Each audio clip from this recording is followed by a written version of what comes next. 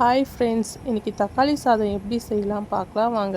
இது ஒரு 15 நிமிஷத்துலேயே நம்ம செஞ்சிடலாம். அதுக்கு தேவையான பொருட்கள் தக்காளி, பச்சை மிளகாய், உரித்து வச்ச பூண்டு, வெங்காயம், இடித்த இஞ்சி, கருவேப்பிலை, கொத்தமல்லி இதெல்லாம் நம்ம எடுத்து வச்சுக்கலாம். ஸ்டவ் ஆன் பண்ணிவிட்டு ஒரு கடாய் வச்சுக்கலாம். கடாய் நல்லா சூடாயிட்ட பிறகு தேவையான அளவு ஆயில் சேர்த்துக்கலாம். ஆயில் நல்லா சூடாயிடுச்சு. தேவையான அளவு கடுகு சேர்த்துக்கலாம். கடுகு நல்லா பொரிஞ்சிடுச்சு. அது கூடவே நம்ம ஆல்ரெடி உரித்து வச்ச பூண்டு சேர்த்துக்கலாம். இந்த மாதிரி சேர்த்தா தான் நம்மளுக்கு தக்காளி சாதம் டேஸ்ட்டாக கிடைக்கும். பூண்டு ஓரளவு வதங்கிடுச்சு. அது கூடவே ஒரு 2 பெரிய வெங்காயம் எடுத்து நறுக்குனது சேர்த்துக்கலாம்.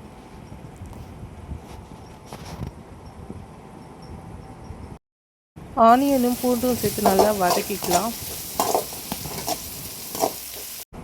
ஆனியன் நல்லா வதங்கிடுச்சு. ஆல்ரெடி இடித்து வச்ச இஞ்சி கொஞ்சமாக சேர்த்துக்கலாம்.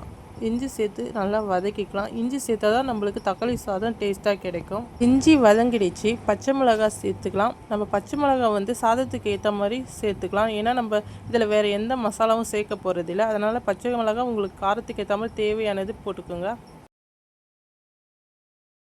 கொஞ்சமாக கருவேப்பிலையும் சேர்த்துக்கலாம்.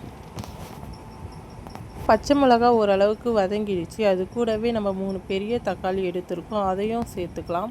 தக்காளி கொஞ்சம் எக்ஸ்ட்ராவே எடுத்துருக்கேன், அப்போ தான் தக்காளி சாதம் நல்லாயிருக்கும். அதையும் சேர்த்து நல்லா வதக்கிக்கலாம்.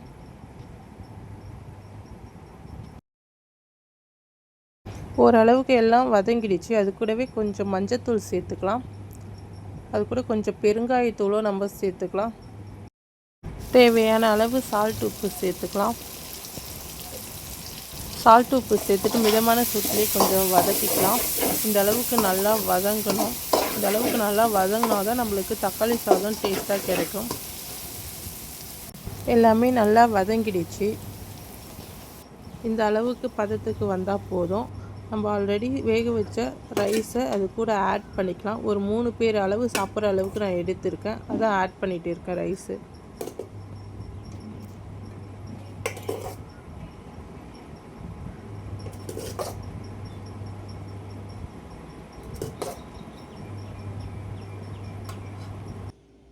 இப்போ நம்ம கலந்து விட்டுக்கலாம்.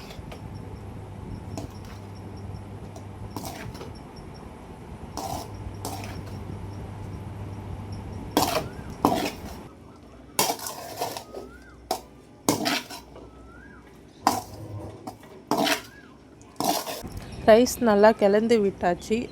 கூடவே நம்ம உப்பும் செக் பண்ணிவிட்டு கலந்து விட்டுக்கலாம். அது கூட கொத்தமல்லி தழையும் சேர்த்துக்கலாம்.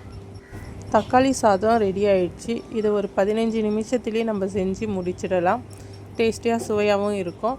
நீங்களும் ட்ரை பண்ணி பார்த்துட்டு சொல்லுங்கள். இந்த வீடியோ பிடிச்சிருந்துன்னா லைக் பண்ணுங்கள், ஷேர் பண்ணுங்கள், சப்ஸ்கிரைப் பண்ணுங்கள். பாய்.